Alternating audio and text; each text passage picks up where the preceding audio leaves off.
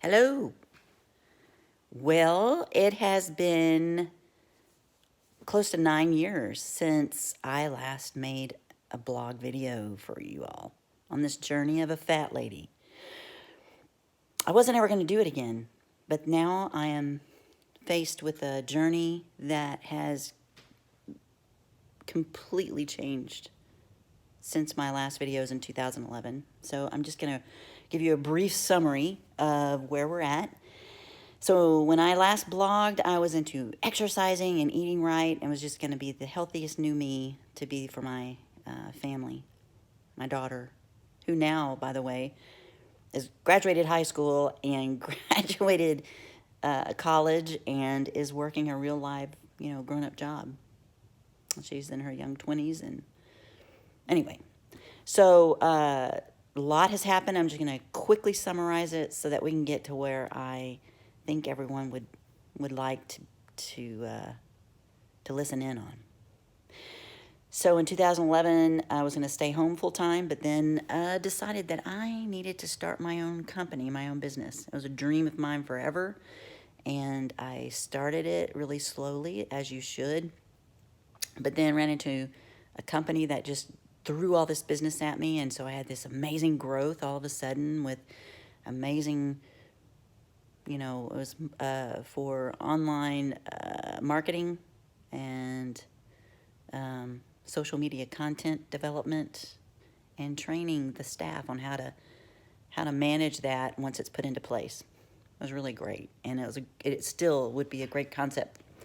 I mean, the businesses that do it now charge a lot of money, but I was doing it for small businesses, helping them get off their feet. Loved it. I was very passionate about it, and but the business was growing so quickly I couldn't handle the growth. And so I was great at my skill, but I was really sucked at business. So I involved myself with another person that I thought would help me with that, and it didn't work out. The worst case thing is that it was a family person that is no longer in our lives because it ended badly. So lesson learned is never do business with family or friends, and, don't ever make a decision in desperation. So, I mean, I could have done things differently. They could have done things differently, but it didn't turn out that way. But anyway, lesson learned, right? And so then I went from there into a career in youth ministry, and it was amazing. The only problem is that it feeds you spiritually, and you're feeding others spiritually, but I forgot to take care of myself in the process. So 6 years of that, and it was an amazing time, and I did grow spiritually. But I also grew in fat. I gained weight at the end there. I was like 263 pounds. I think it's the heaviest I've ever been in my life. So when I did these videos, I was 250. So then I went up to another 13 pounds. And so, of course, the body can only, there's people that have been a lot heavier, but for some reason, my organs and everything was just, they weren't reacting well to all the inflammation. I had a great doctor at that time, and her primary focus was on beating inflammation with food, right? So she had me take this food test, and we found out what foods, caused inflammation in my body, what foods did not.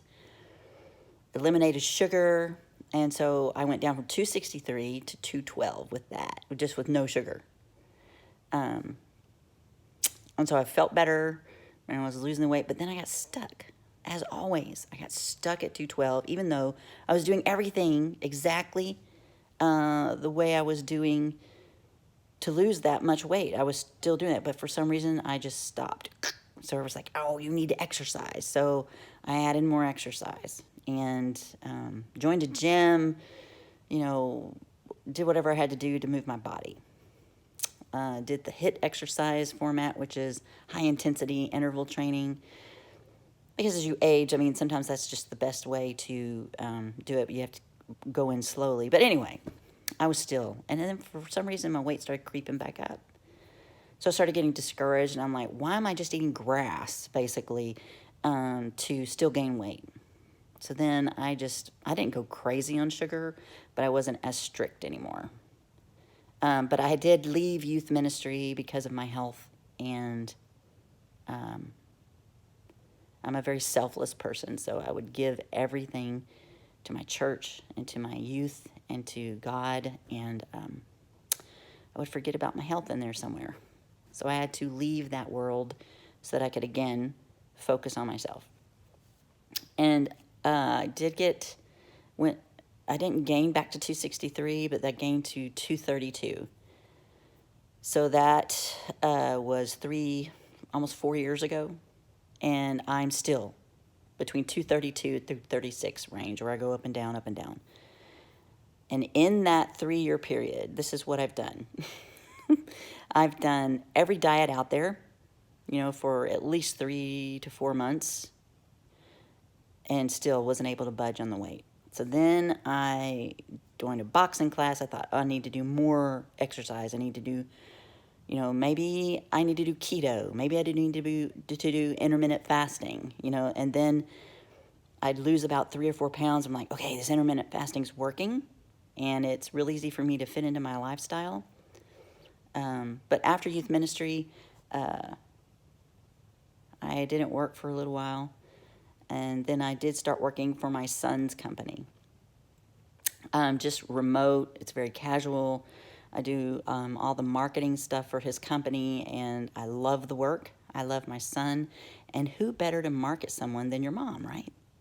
So anyway, I'm able to do that from where I live, which is another city.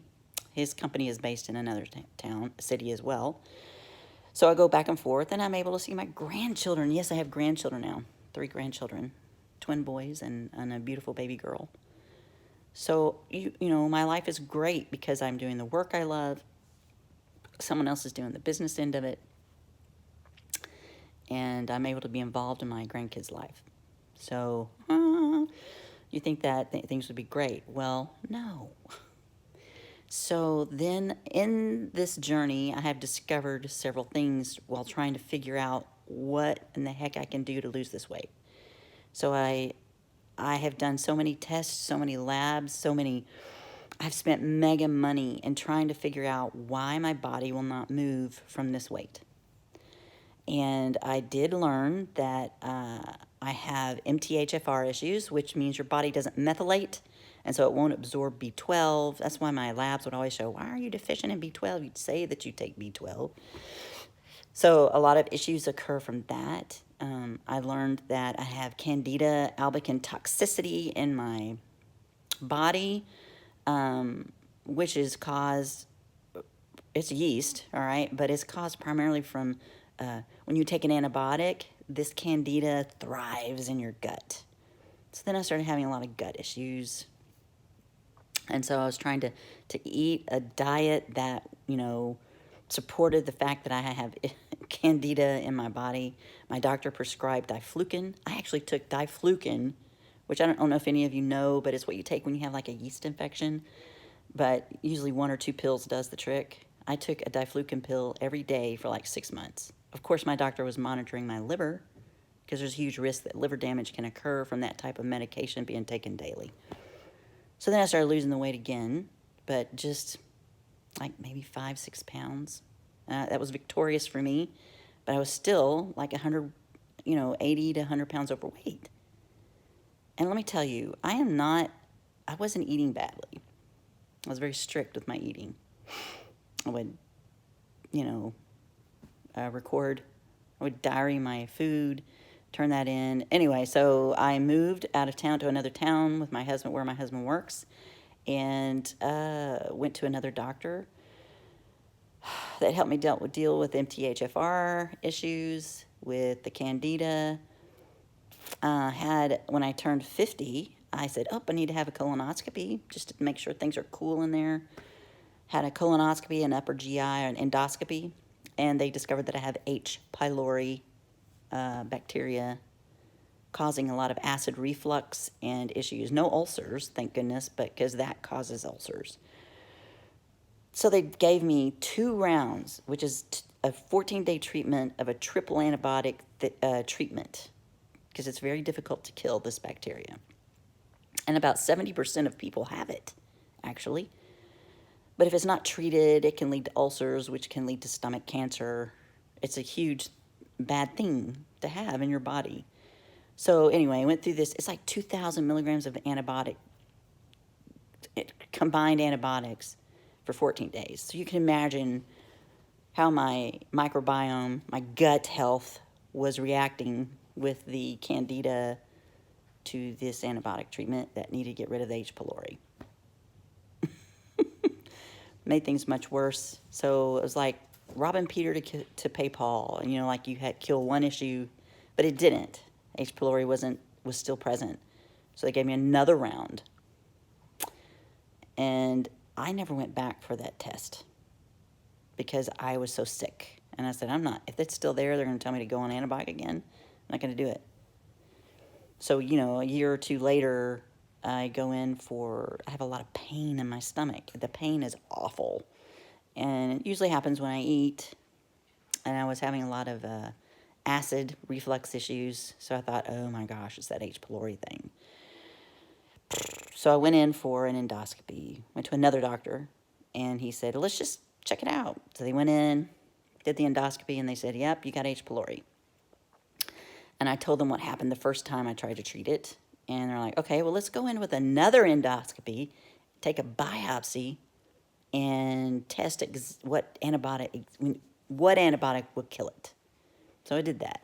Cost me a lot of money because insurance says, hey, why are you doing a second endoscopy in such a short period of time?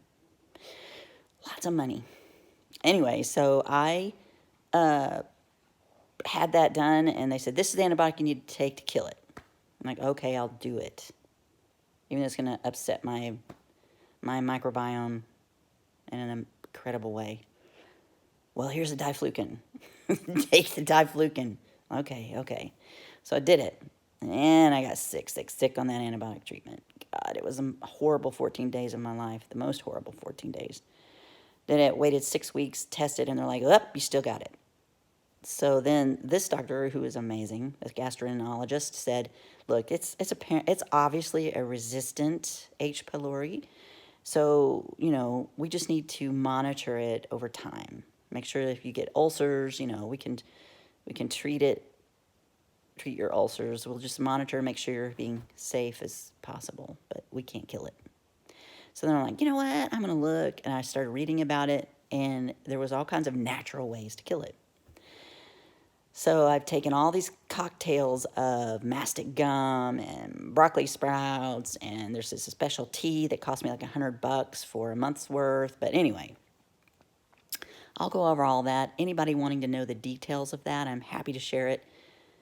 But I'm just trying to bring us to where I'm at today. I'm faced with a decision, and I think I've finally made it. But anyway, so you know, I haven't tested since I've done all this natural homeopathic stuff for H. pylori, but I pray that it's working because, here it is, y'all. I'm still 234 pounds. And so I went and joined a weight loss clinic. And that's BMI of Texas. They're amazing. One side is the weight loss clinic where they help you with nutrition and they monitor your body and the results and do all kinds of testing. But, and also I didn't tell you this, but early on we discovered I had a thyroid issue. So I'm on a thyroid medication. I've been on that for years. And I also, last year, went to a doctor to have my hormones checked. And, you know, of course, I had a hysterectomy when in my 30s. So, of course, my hormones were all off whack. So he started giving me what's called it's an insert. It's a pellet that you insert into your hip. And it has the right amount of estrogen, testosterone. But I get that once every 3 to 4 months. It's at $350 a pop. Insurance doesn't cover it. So I get that 4 times a year. I do feel better on that. I do have more energy with the right amount of estrogen and testosterone cocktail that he inserts. And he's monitoring my thyroid as well. So hormonally, I'm balanced. You know, we've gotten to the point of where that's good, but I'm still 234 pounds, y'all. Like, what the heck? So I went to the weight loss clinic for 6 months, and they tried all the things that I've told them I've already done. They monitored it. I give them a drop of blood every single morning that they monitor, to make sure that I am eating what I'm telling them that I'm eating. So then they switch it. It's like, well, you gained 3 pounds with this way. So why don't we go to just protein shakes twice a day and then a little old meal, in the evening before 7. Well, why don't you incorporate, I said, okay. So I did that. And they're like, man, there's something else going on in the gut.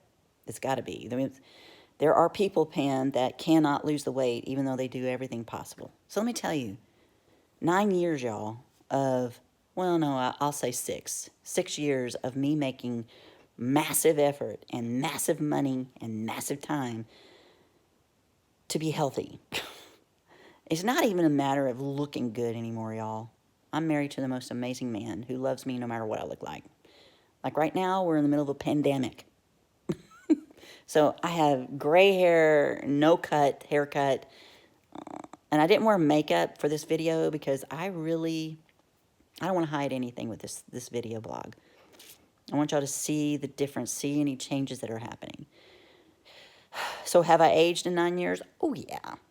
I have a lot of more gray hairs? Oh, yeah. Am I anxious to go to the beauty parlor? Yes. Rachel, I miss you.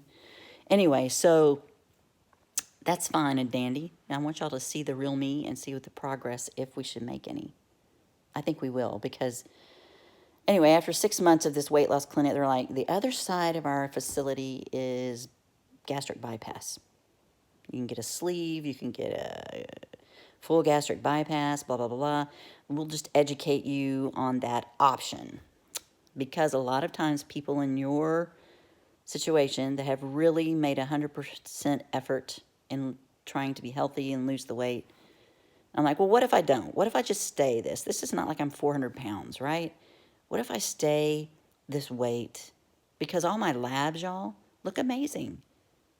My cholesterol's great. Everything's great because I take supplements out the wazoo. I eat healthy as possible, so my body's healthy. But what I've learned is that the body will stay at whatever weight it's at if everything is fine. If your cholesterol's fine, you don't have diabetes. The only problem is I do have high blood pressure. I have started that in the last, 2 years or so, maybe 3. My blood pressure is consistently high.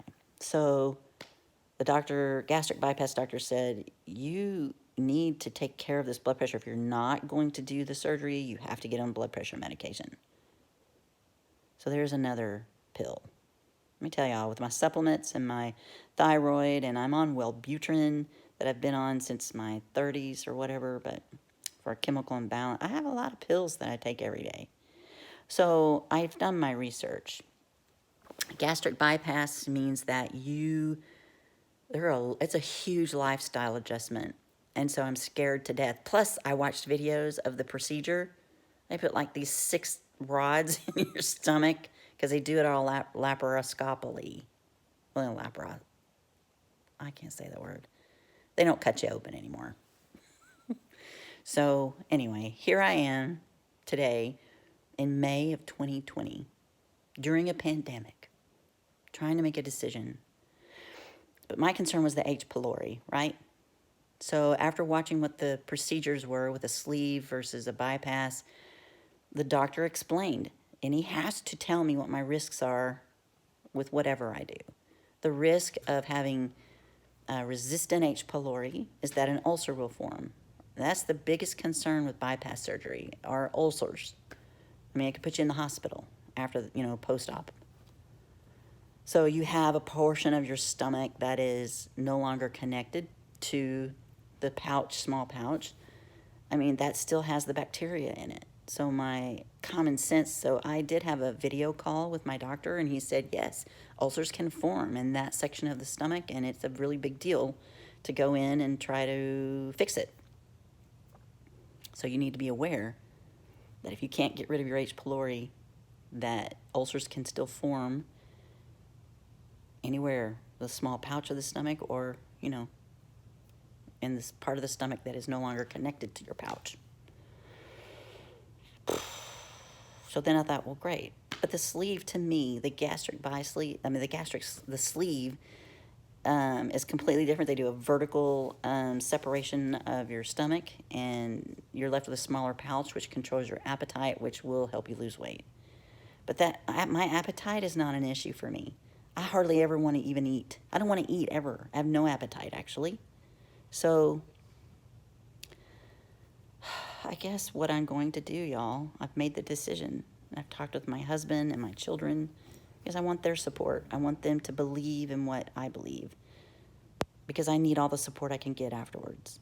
So we have verified that insurance will cover it. I have to do certain things for a while to prove that, I can handle this surgery afterwards, that I'm mentally stable, that I can, do the things that I'm supposed to do to stay healthy afterwards.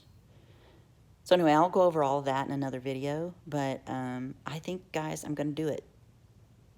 I'm going to have this gastric bypass because 10 years from now, if I don't like the picture I see versus if I do. So anyway, that's my story. I've caught you guys up.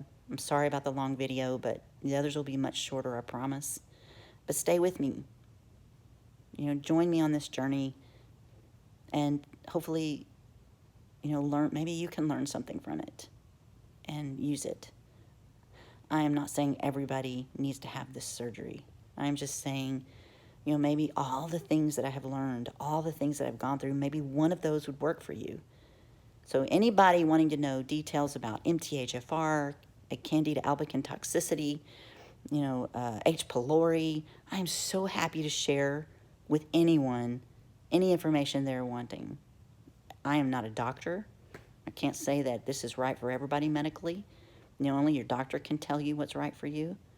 But I can share my experience and how I came to this decision of bypass surgery. Anyway, looking forward to working with y'all and sharing with y'all. Thanks.